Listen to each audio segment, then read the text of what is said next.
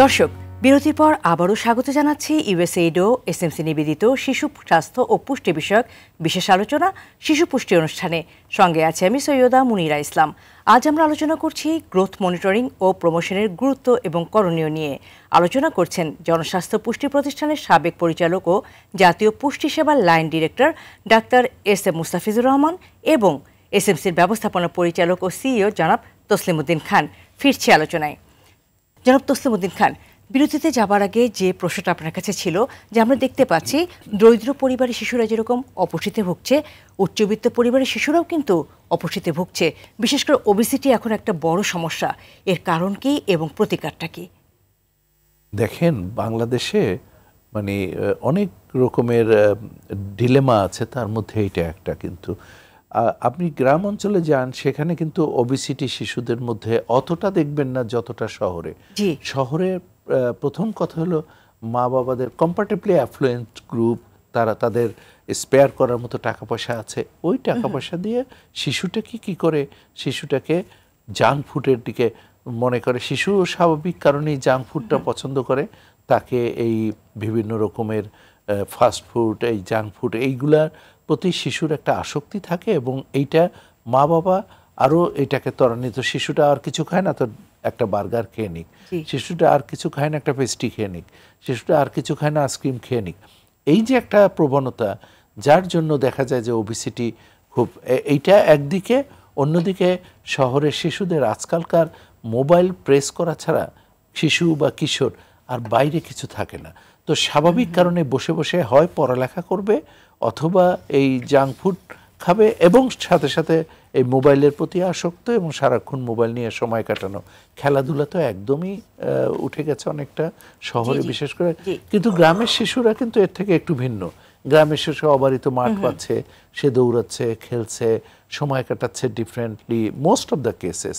তো তাদের মধ্যে এই ওবেসিটিটা কম। তো এটি একটা বড় কারণ ওবেসিটির, যেটা যার জন্য যতটুকু খাবার দরকার, পরিমিত খাবার দরকার, সেটা হচ্ছে না, অত্যাধিক খাবার খাচ্ছে এবং সেই খাবারটাই অনেকাংশে নিউট্রিশনাস ফুড না হয়ে জাঙ্ক ফুড হয়েছে। এইটাই আমার কাছে মনে হয় বড় কারণ। মোস্তাফিজ ভাই, আপনি যদি কিছু অ্যাড করেন। আমি যখন একটা শিশুকে দুনিয়াতে নিয়ে আসলাম, আমার অনেকগুলি দায়িত্ব আছে। তার মধ্যে একটা আছে যে শিশুর জন্য সবচেয়ে উৎকৃষ্ট খাবার যেটা আছে সেই খাবারটা আসলে নিশ্চিত করা। আমি আমার ব্যস্ততার জন্য তাকে একটা কিছু রেডিমেড খাবার ধরায় দেব এবং তার জন্য আসলে করব না, সময় ব্যয় করব না। তাকে দুষ্টামি করতেছে ওই মোবাইল ফোনে, কোথাও নেই বললে মোবাইল ফোনে একটা গেম বা একটা কার্টুন ধরায় দেব।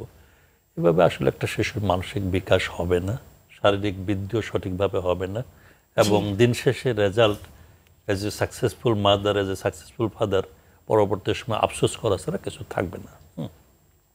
অবভিয়াসলি ভেরি সিম্পল একটা ফর্মুলা। আপনি যতটুকু খাবারটা খাচ্ছেন, এই খাবারটাকে আপনি বার্ন করতে হবে, এই খাবারটাকে আপনাকে ব্যবহার করতে হবে। খেলাধুলার সুযোগ ঢাকা শহর বা আমাদের আরবানে যেটা আছে, আরবানে আসলে খেলার মাঠ কমে গেছে।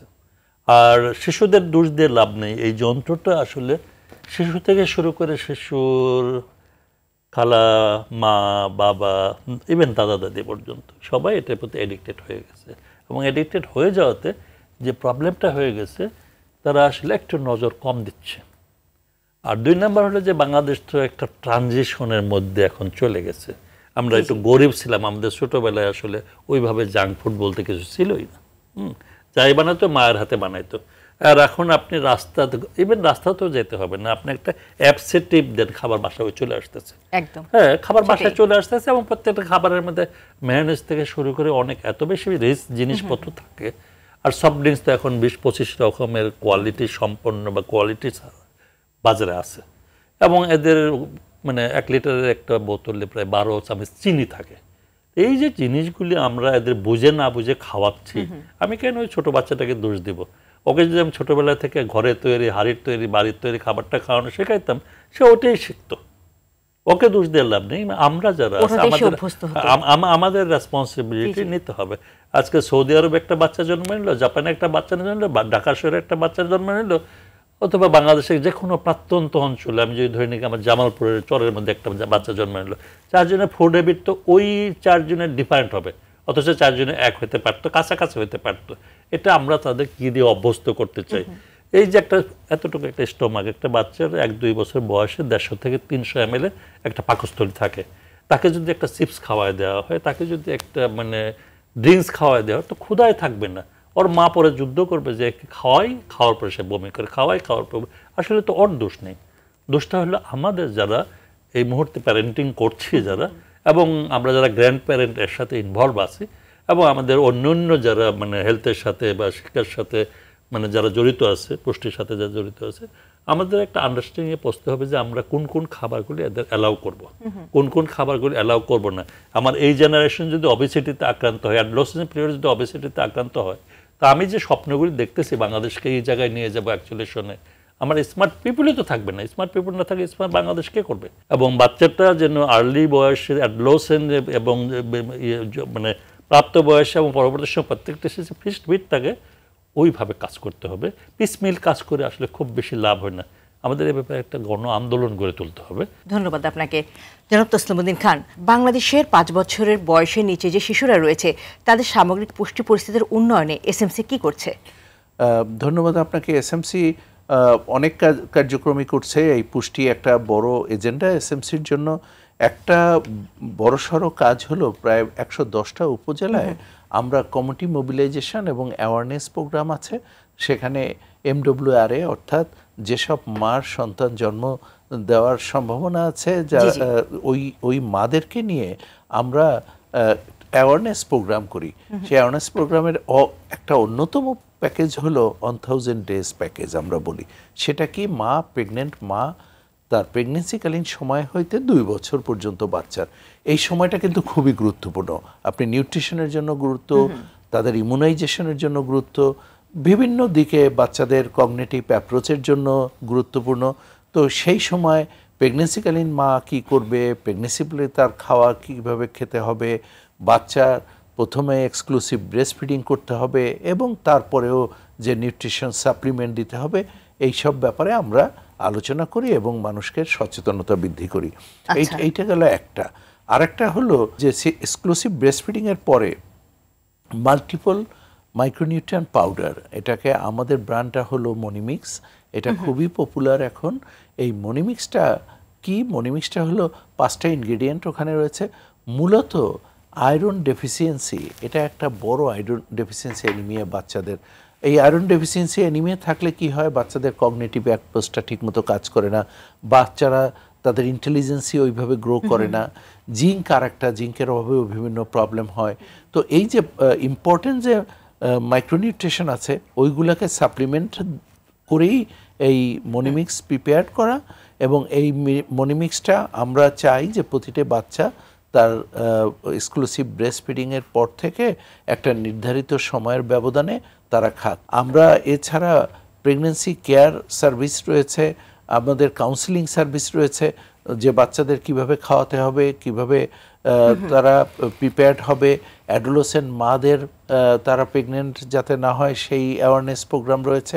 সার্বিকভাবে আমরা বাচ্চাদের কল্যাণের জন্য, বাচ্চাদের পুষ্টি ব্যবস্থা উন্নয়নের জন্য আমরা এইভাবে বিভিন্ন কার্যক্রম রয়েছে এবং সেটা আমরা সারা দেশব্যাপী ইমপ্লিমেন্ট করি। অসংখ্য ধন্যবাদ আপনাকে।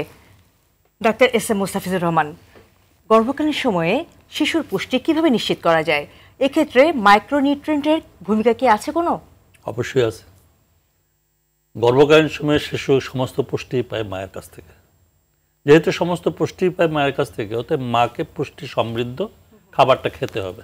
একটা বাচ্চা জন্ম নিতে মিনিমাম আমি 2.5 কেজি বাচ্চা চাচ্ছি। 2.5 কেজি বাচ্চাটার উৎসটা কোথায়, তার মানে পুষ্টির উৎসটা কোথায়? এটা মা। অতএব মাকে আমাকে গর্ভবতী হওয়ার আগে যে খাবারটা খাইতো সেই খাবার থেকে অন্তত 500 থেকে 700 ক্যালোরি বাড়াইতে হবে। এবং খাবারটা কী ধরনের হতে হবে? সুষম খাবার হতে হবে। আমার 60%-এর কাছাকাছি আমার শর্করার কাছ থেকে নিতে হবে, 15 থেকে 25% আমার প্রোটিন বা আমিষের কাছ থেকে নিতে হবে, 15 থেকে 20% আমার চর্বি জাতীয় খাবার থেকে নিতে হবে। এই যে খাবারটা, এটা আমি তো এমনি প্রেসক্রিপশন করে দিলে হবে না, সবার কেনার ক্ষমতা এক না। যার যে ক্ষমতা, যে পরিবারে যে প্র্যাকটিসটা আছে, ওই প্র্যাকটিসের সাথে আমার একবেলা পরিমাণ যোগ করতে হবে।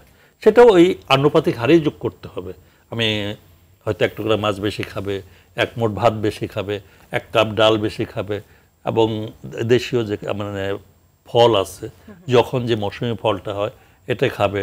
এই যে খাবে আর দিনের বেলা একটু বিশ্রাম নেবে, এবং অ্যান্টিনেটাল চেক আপে যে অ্যাডভাইসগুলি করা হয় সেই অ্যাডভাইসগুলি একটু মেনে চলবে, রেগুলার এই কাজগুলি করবে।